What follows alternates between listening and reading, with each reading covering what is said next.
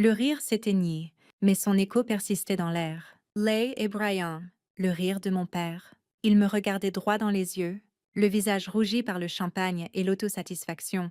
Mon nouveau mari, le major Ben Carter, se contenta de sourire, un sourire mince et dangereux qui n'atteignait jamais ses yeux. Théorie intéressante, monsieur, dit-il, sa voix tranchant le silence soudain. Étant donné que tous mes hommes lui répondaient, le monde sembla retenir son souffle pendant un battement, puis, le bruit, un craquement sec et unique. Alors que 6 paires de talons claquèrent contre le sol poli en parfaite unison, les garçons d'honneur, les hommes de Ben, se tenaient droits comme des i, leur attitude festive effacée, remplacée par des masques de professionnalisme glacial, d'une seule voix puissante. Ils annoncèrent « Capitaine Cole, Madame ». Mais ce moment choquant de clarté ne surgit pas de nulle part. C'était le point culminant d'une vie entière de petites humiliations, la plus récente ayant eu lieu seulement 30 minutes plus tôt. Nous étions à l'heure du cocktail. L'air chargé de parfums et de conversations polies, je le vis tenir sa cour. Mon père, Richard Cole, un officier de logistique à la retraite, qui croyait que son service dans une époque révolue faisait de lui un expert en tout. Il parlait au commandant de Ben, le colonel Thompson, un homme dont la présence discrète commandait plus de respect que la voix tonitruante de mon père ne le pourrait jamais. Alors que Ben et moi nous approchions, mon père passa un bras lourd autour de mes épaules, sa poigne un peu trop serrée. Celle-ci joue au soldat, annonça-t-il au colonel, en clignant de l'œil comme s'il partageait une blague privée. Mais nous savons tous qui est le vrai leader dans la famille. Je restais là, statue en robe blanche, sentant la chaleur familière monter le long de mon cou. Je gardais une expression parfaitement neutre, une compétence que j'avais affinée plus aux dîners familiaux que dans n'importe quel exercice d'entraînement. Le registre interne commença à défiler les pages. Mon diplôme de lycée, ma commission d'officier, chaque fête, toujours le même ton dédaigneux, la même tape condescendante sur la tête. C'était juste une entrée de plus. Elle pousse du papier dans un dépôt de ravitaillement, continua mon père, en riant pour lui-même. Tant mieux pour elle, ça l'occupe. Je risquai un regard vers le colonel Thompson, il ne laissa rien paraître, juste un sourire tendu et indéchiffrable. C'était l'homme qui, seulement 72 heures plus tôt, avait lu mon rapport d'après-action pour l'opération Nightfall, un rapport écrit avec du sang, de la sueur et du carburant d'avion, détaillant une mission si classifiée que mon propre père n'en entendrait jamais le nom. Mon père pensait faire une blague. Je pensais aux vies qui dépendaient des papiers que je poussais. Il rit, en me tapotant l'épaule comme si j'étais une enfant qui venait de gagner un concours d'orthographe. Il n'avait aucune idée qu'il venait de balayer toute ma carrière devant l'homme qui approuvait mon budget opérationnel. Pour comprendre la correction publique qui allait se produire, il faut comprendre la guerre que je menais sur 2 fronts, l'un à l'étranger et l'autre à ma propre table familiale. Pour comprendre ce moment au mariage, il faut comprendre que, pendant la plus grande partie d'une décennie, j'avais vécu 2 vies complètement différentes. Dans l'une, j'étais Evelyn Cole, la fille décevante, l'éternelle pensée après coup. Dans l'autre, j'étais le capitaine Cole, un indicatif d'appel, une commandante, une officier dont les décisions faisaient la différence entre la vie et la mort. La frontière entre ces 2 mondes était une ligne que je n'autorisais jamais à franchir, jusqu'à ce que je réalise qu'un monde détruisait lentement l'autre. Le contraste n'avait jamais été aussi marqué que 2 Noëls avant le mariage. Toute la famille était réunie, l'air chargé du parfum du pain et de l'anxiété mijotante de ma mère. Toute la soirée fut un autel érigé à mon frère, Mark, le garçon d'or de la famille, qui portait son charisme comme un bouclier. Il venait d'être promu à un poste de manager marketing de niveau intermédiaire et avait décroché un compte publicitaire régional. À entendre ma famille en parler, on aurait cru qu'il avait personnellement négocié la paix mondiale. Il buvait ses paroles tandis qu'il décrivait des présentations et des dîners clients, et mon père rayonnait d'une fierté si intense qu'elle était presque aveuglante. La célébration culmina avec la remise d'une Rolex flambant neuve, une récompense pour son dur labeur. Je regardais tout le spectacle avec un sentiment creux familier dans la poitrine. Le registre interne tournait. Comme toujours, je vis la montre. Mais je vis aussi les manuels universitaires que j'avais dû m'acheter moi-même, la voiture en panne que j'avais dû payer pour réparer, les innombrables fois où on m'avait dit que l'argent était serré quand j'avais besoin de quelque chose d'essentiel. Plus tard ce soir-là, essayant de me connecter, de partager un morceau de ma propre vie, Je mentionnai discrètement à mon père que je venais de recevoir l'étoile de bronze. Il en était à son 3e verre de whisky. Il se tourna, me tapa fort sur l'épaule et me donna ce sourire condescendant familier. « C'est sympa, chérie, tonna-t-il, assez fort pour que tout le monde entende. Probablement pour avoir taillé les crayons. La pièce s'emplit de rires.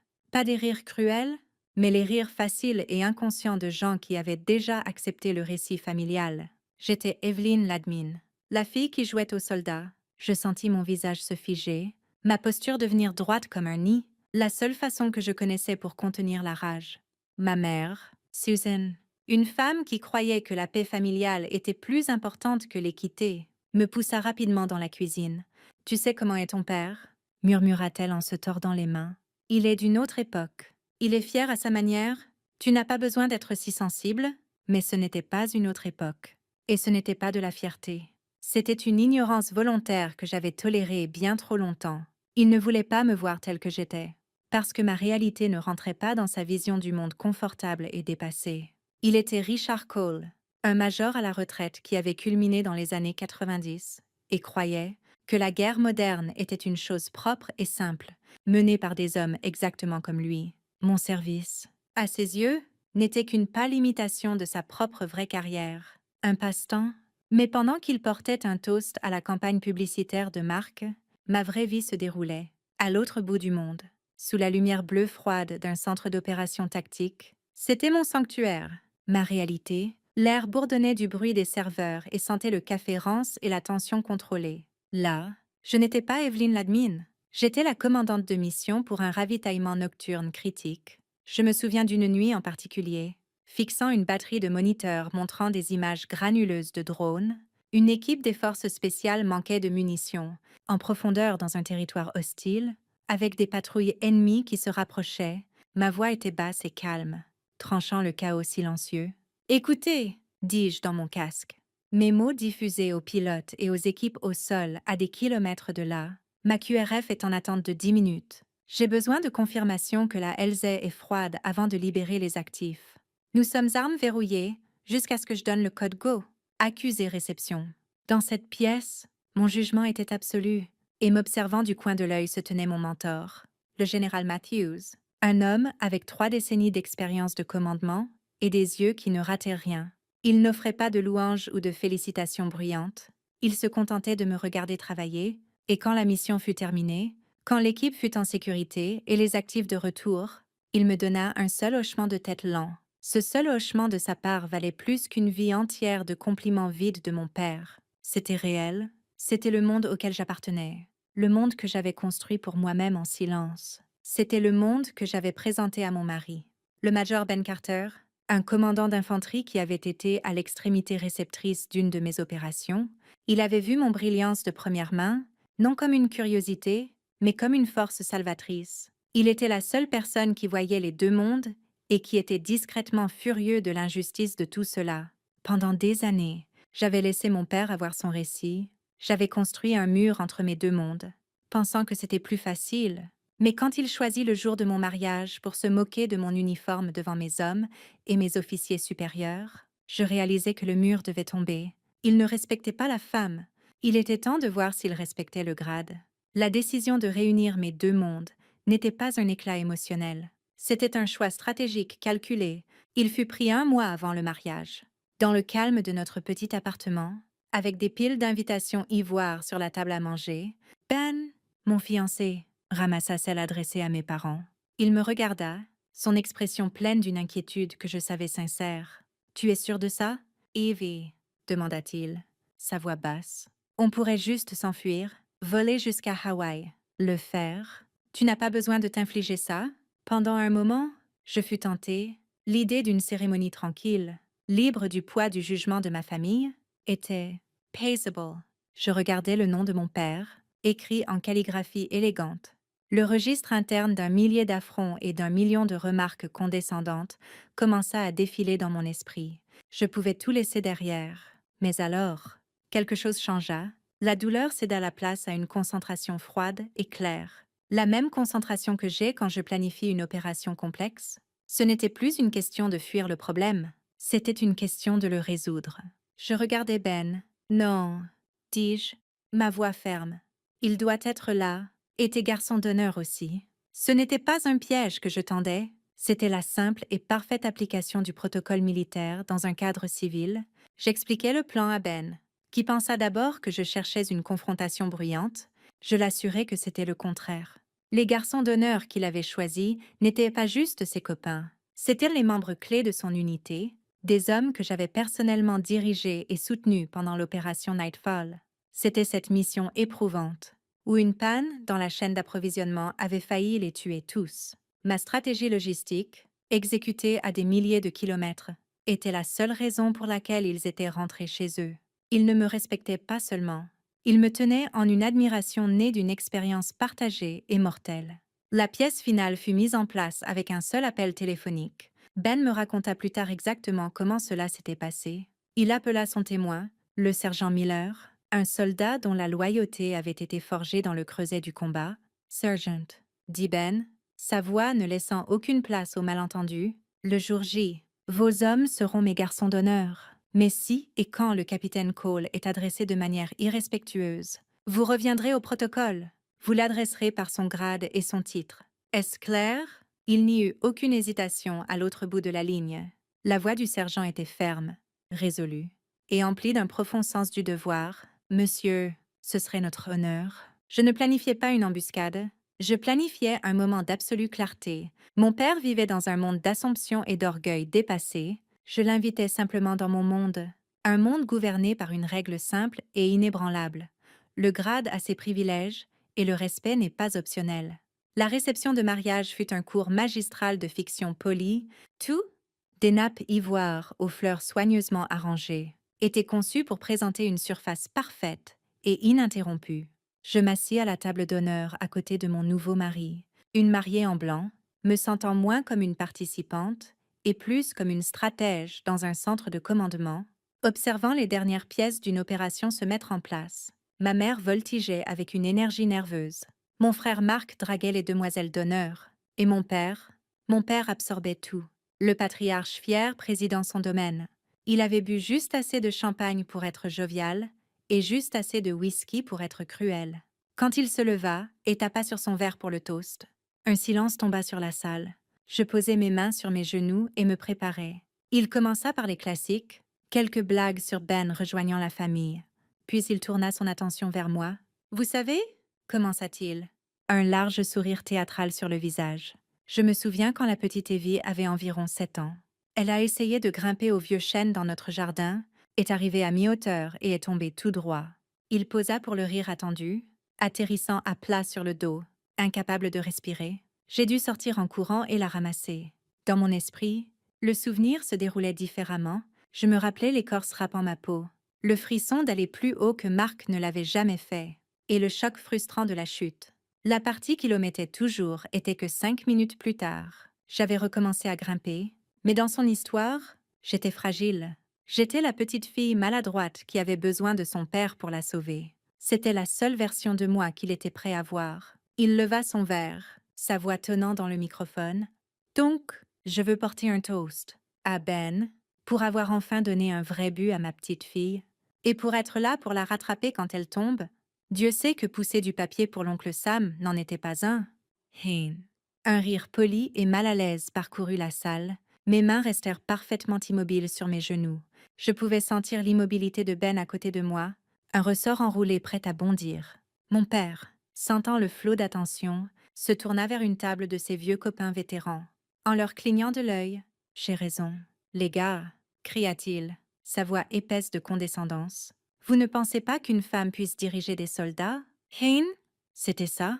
C'était le déclencheur. Son rire était bruyant et laid, et il brisa la fiction polie de la soirée. Le DJ, un jeune gars qui avait l'air terrifié, baissa instinctivement la musique douce. Un silence lourd et profond descendit sur la salle, brisé seulement par l'écho de l'arrogance de mon père. Et dans ce silence, Ben se leva. Il n'avait pas l'air en colère. Il avait l'air calme.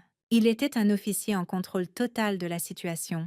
Il regarda mon père droit dans les yeux et délivra la réplique avec une précision chirurgicale. Théorie intéressante. Monsieur, étant donné que tous mes hommes lui répondaient Il donna un seul hochement de tête presque imperceptible à son témoin, le sergent Miller. Ce qui se passa ensuite n'était pas une performance. C'était un exercice, 6 garçons d'honneur, positionnés stratégiquement autour de la salle de réception, bougèrent comme un seul homme. Les verres furent posés silencieusement sur les tables. Ils pivotèrent sur leurs talons, exécutant un mouvement militaire impeccable pour me faire face. Le bruit de leurs chaussures de cérémonie heurtant le sol poli fut un craquement sec et unique. Un son qui trancha le silence comme un coup de fusil. Ils se mirent au garde-à-vous rigide et inébranlable. Leurs mains, qui tenaient des verres des instants plus tôt, se levèrent en un salut, chinette, si unifié, que ce fut un coup de tonnerre de protocole pur et non dilué. Capitaine Cole, Madame. Les mots frappèrent la salle, non comme un cri, mais comme une déclaration formelle. Le sourire suffisant de mon père ne se contenta pas de s'estomper. Il s'effondra. Je regardais les étapes de sa réalité se brisant, se déroulant sur son visage au ralenti. D'abord, la confusion bouche bée, ses yeux dartant entre moi et les 6 soldats debout comme des statues m'honorant. Puis vint la recherche frénétique d'une explication, son regard se posant sur le colonel Thompson. Le colonel ne broncha pas. Il se contenta de lever son propre verre d'1 centimètre de la table et de donner un seul hochement de tête lent d'approbation. C'était une confirmation, c'était réel. Enfin, la confusion se mua en une horreur naissante et écœurante. La couleur quitta son visage. Laissant un masque pâle et moite d'incrédulité, ses amis vétérans ne riaient pas. Ils étaient assis droits comme des i, leurs vieux instincts éveillés. Ils reconnaissaient le geste pour ce qu'il était. Pas une blague, pas une mise en scène, mais un acte de respect profond et mérité de soldat en service actif envers un officier commandant. Mon père tenait le microphone dans une main qui avait commencé à trembler. Louis, qui avait construit toute son identité sur le socle de l'autorité militaire, venait d'être publiquement et totalement miné par le système même qu'il vénérait. Je ne souris pas, je ne jubilais pas, je restais simplement assise là, une mariée en robe blanche, et regardais la vérité enfin, et irrémédiablement, se présenter au rapport. Il avait passé toute ma vie à essayer de me remettre à ma place. À la fin, il n'avait fallu que 6 hommes et 3 mots pour lui montrer exactement quelle était ma place. Le silence qui suivit le salut fut plus profond que n'importe quel bruit. Pendant un long moment, les 6 hommes restèrent figés, une ligne de respect inébranlable dirigée droit sur moi. Je donnai un seul hochement de tête léger, et tout comme ils s'étaient levés, ils se détendirent en parfait unisson. Mon père se contenta de fixer, son visage un masque creux. Il baissa le microphone, non en le posant sur la table, mais en le laissant tomber de ses doigts.